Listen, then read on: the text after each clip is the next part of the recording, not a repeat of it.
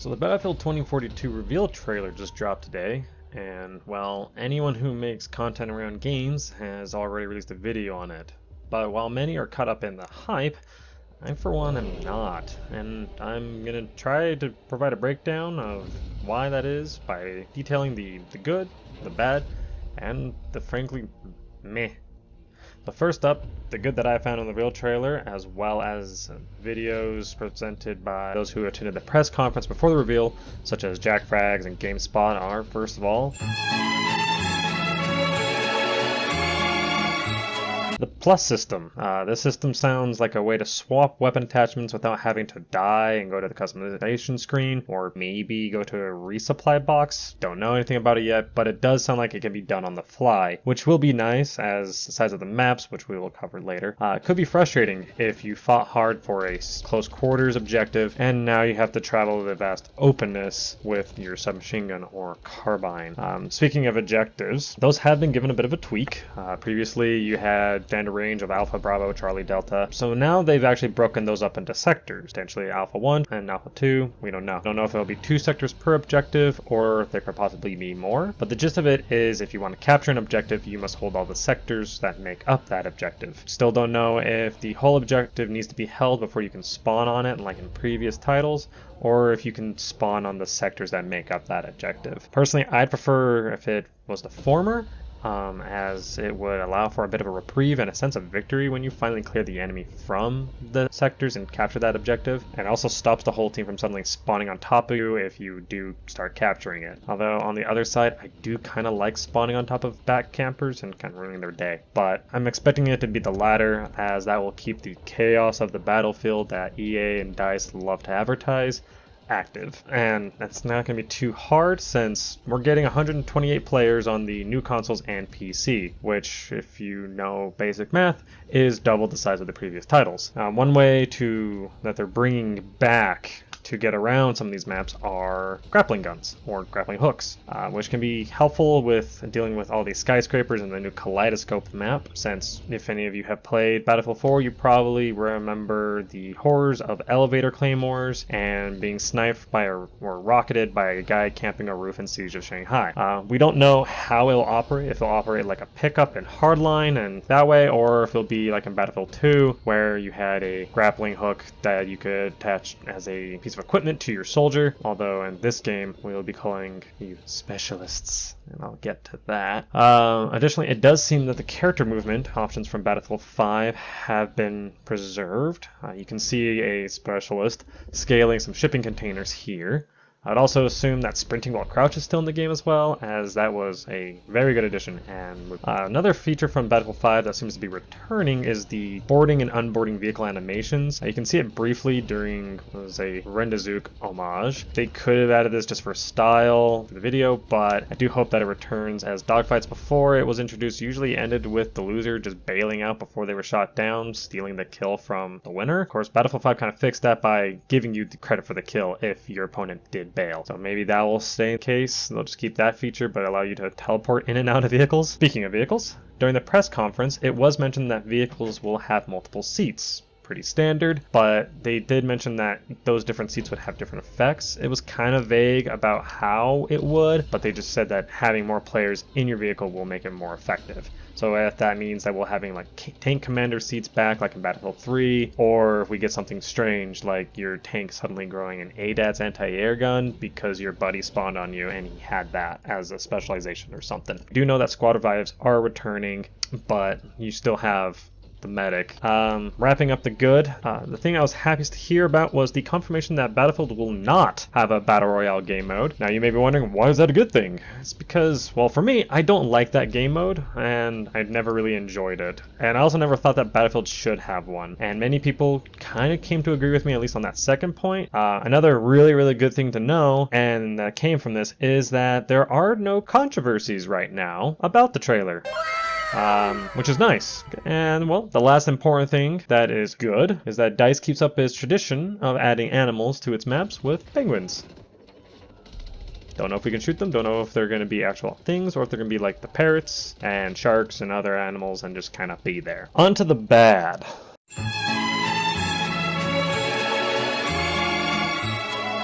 So remember how I said I'd get back to the specialists? Well, we're getting back to the specialists. So specialists are replacing classes, or being a subset of them. I don't know. But from what it was explained in the conference call, you either have a class of specialist, kind of like Rainbow Six Siege, having attackers and defenders, and you can only pick from that list of people if you're on that team. So it kind of be that like that. You can only pick from the assault specialist, engineer specialist, support specialist, medic specialist, whatever. Or if it's a wall of specialists with their own unique abilities and gadgets that you just have to pick from, regardless of team or attacking, defending, or class or whatever. Well, I guess you may be asking, why is this bad? Because you can't choose what gadgets you want to take in. They're taking away your player choice and replacing it with something more cookie cutter. Previous games, you could mix and match your gadgets. If I was playing as Assault in, say, Battlefield 4, and I wanted to take in a defib and a grenade launcher, I could. Where in this one, they'll be like, nope, you want to play as the medic, you take in a defib and a med bag. And if you want to play as more of an assault class, you take in a grenade launcher and I don't know what they would give you,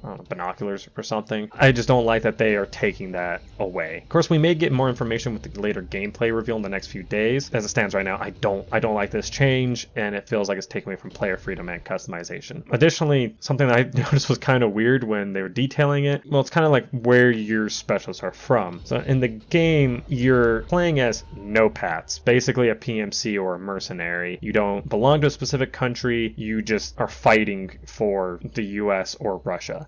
This change was probably made to have EA not have their games banned in countries like China, but it's still kind of weird. And it's also strange that all the specialists that have been shown are from NATO countries, which is kind of weird that, Western nations would be the only ones fighting this war between the US and Russia. I'm surprised they didn't show any Russian specialists, I guess is what I'm trying to get at. On top of all of my concerns about specialists and all that is, it seems like Battlefield is kind of going the path of all the other games where they have whatever their variant of a hero is, and that's that you potentially don't get to customize the look of your specialist. You definitely can get cosmetics for them, because that's what the whole battle pass is, and I'll mention that later and kind of go over that. But you can get cosmetics. I personally would like it to be more of a either full customization where I can customize my soldier and not a specialist to look however I want them to, and have them equipped with whatever gear I want them to, giving me all that fun I want, over EA telling me what looks cool and asking me to buy it, or I'll look like the basic guy. So it's concerning. Another thing that I find quite concerning, and that's not going to be patched out, because this appears to be Battlefield 2042's new gimmick, their evolution of Levolution, which, on top of just, being bigger than the previous entries, are extreme weather events.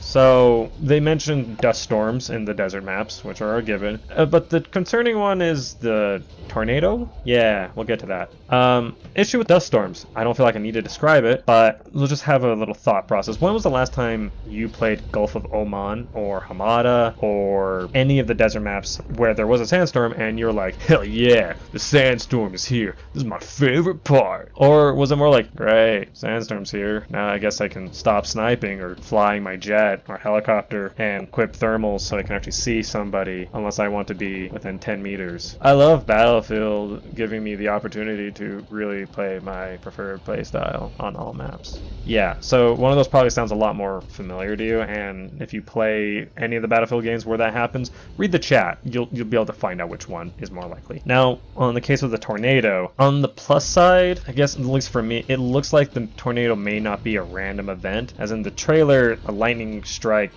right before it, making it seem that there might be some sort of weather controlling device, and it may be something that you can activate as the player. But from the press conference and like Jack Frack's video, it sounds like the tornado can appear anywhere and go anywhere. So either you pick where you want it to drop down and where you want it to go, or it happens. And if it is random, that presents a separate issue because, well, it's random. So that kind of brings over, if the tornado is scripted, like if it will land in a certain spot and go a certain path, or if it has multiple locations where it could land, but it'll generally always flow towards like the middle of the map, I imagine that would get old pretty quick. It's kind of like the first time you watch the tower fall in Siege of Shanghai, you're like, whoa, wow, that was cool. It disturbed the water. The third time you watch it, you're like, cool, great, now I gotta fight through the rubble. And it just runs the risk of becoming more annoying than cool or helpful. Either way, if the tornado is not player influenced, it could potentially lose its cool factor, since it's not something that a player wants to necessarily like use. It's just the map maker kind of showing off, being like, look at this majestic, wonderful tornado that I've made. Bask upon my glory. It's not fun. It's not cool. Just think back to when you're playing Battlefield 4. When was the last time you were entertained or marveled by the destroyer crashing into the island during Parasol Storm? I feel like most of you probably don't even remember that happens. So kind of that. Maybe the first time you see it, you're like, oh cool, there's a tornado, and then 5 years down the line, you're like, oh, there's a tornado? So who knows? But again, I'm kind of focused on this tornado because it seems to be up front in the advertising for a while, and they kind of talk about it a lot. So there's a guy at Battlefield, he shared one of his stories, named Dan Berlin. JackFX kind of tells it in full. But he was saying that he was pinned by a sniper, and a tornado in the distance, not nearby, in the distance, picked up a shipping container and threw it on top of the sniper. So that's a pretty funny for Dan, because, he's playing there, he's like, snipers, they suck, stupid camper.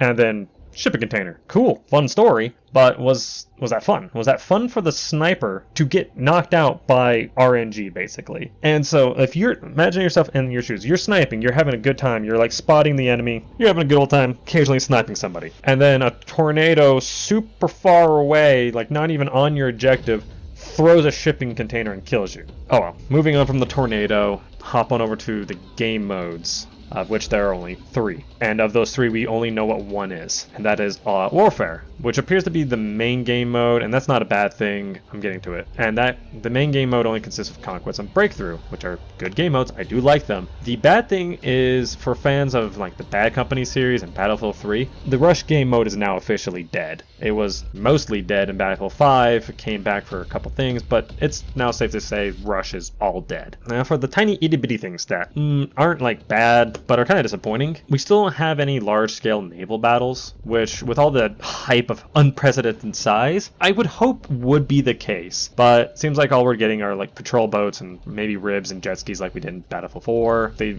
mentioned a lot in the Kaleidoscope map taking place in South Korea with their canals and everything. We still don't have any of that. And the other bad thing is, as you can probably see from this footage, is the Little Bird is still OP. Thanks, Battlefield, for taking me back to Battlefield 4, where Little Bird pilot would just zoop in and machine gun me. Alright, so I wanted the meh, the stuff that isn't great, not terrible, not concerning, but not noteworthy, or just kind of okay.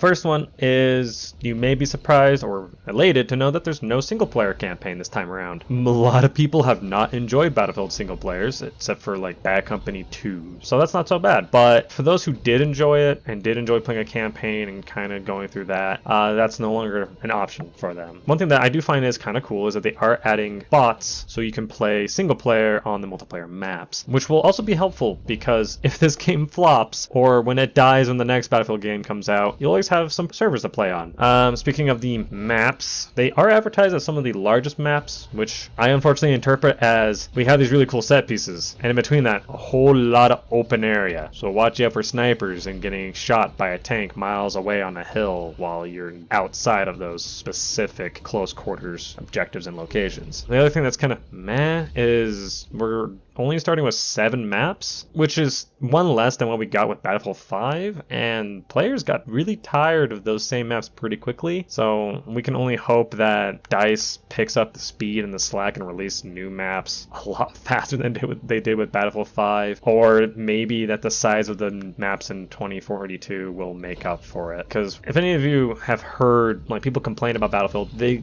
usually complain of the gameplay loop of spawn, run for miles, die, spawn, do it again. That might get worse on these large maps, but so DICE kind of fixed that, and they're doing land vehicles as call-ins where they parachute down where you need them to be. That's kind of cool, but also how are we going to get them? They didn't detail if it's, hey, you have this base so you can call in a car or if it's you have X amount of points like in Battlefield 5, but instead of calling in like a V1 rocket or an artillery barrage, you call in a Jeep or an LAV or a a tank. I mean, on the plus side, you don't have to worry about being stuck out in the open forever, but we don't know how we're getting these, or if this will mess with the balance of vehicles in the games, where previously you can only have X amount of vehicles. So like in Battlefield 4, it'd be like, oh, okay, there's only 2 tank spawns, 1 LAV spawn at this objective. If you capture this objective, you can get another tank spawn, etc. Or in Battlefield 5, where they kind of did the same thing, but they also kind of broke it by saying you can pick whatever kind of tank you wanted. But in this one, it's potentially, if you got the points, you could have a team in the biggest tanks steamrolling the other team because one team got its points up faster. But again, on the flip side, you could have that moment where you are put up against the wall, you finally have enough vehicle points, you call in your big tanks and you make a push back. It could either be really cool or really broken and dumb. But we'll see. Maybe we might get some more information during the gameplay trailer or more information later. Other thing that's kind of meh is that live service is the thing. We'll have battle passes.